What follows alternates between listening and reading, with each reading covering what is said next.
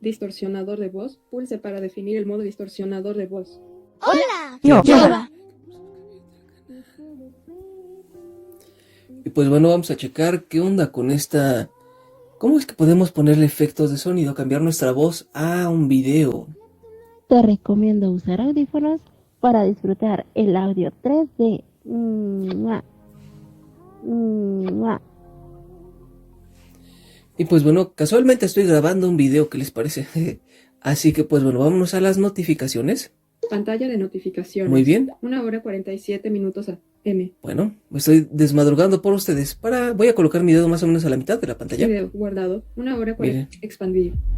Distorsionador de voz. Y- Pulse para definir el modo distorsionador de voz. Aquí está la opción de distorsionador de voz. Expandir.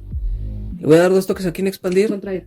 Y vamos a hacer flicks hacia la derecha. Bueno, es importante que sepan que esto se logra con la aplicación Sound Assistance de la Galaxy Store.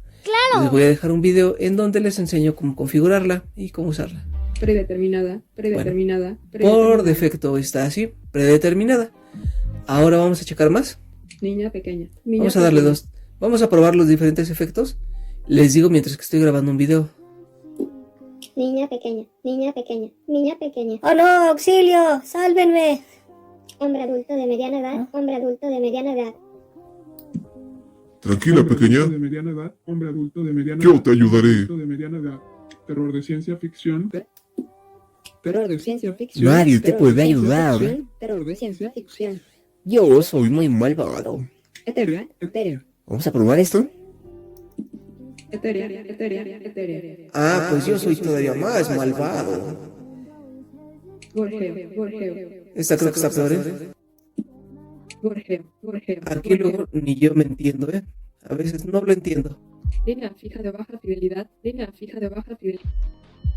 Línea fija de baja fidelidad. Línea fija de baja fidelidad. Línea fija de baja fidelidad. No sé por qué lo repite tantas veces, pero bueno. Bebé. Ahora vamos a hacernos muy pequeñitos. Bebé. Mami, auxilio. Robot. Robot. No te preocupes. Yo te salvaré. Y para regresarnos, vámonos. hombre adulto de niña predeterminada. Así que pues, Predeterminada. no sé por qué lo repites tantas veces, pero bueno.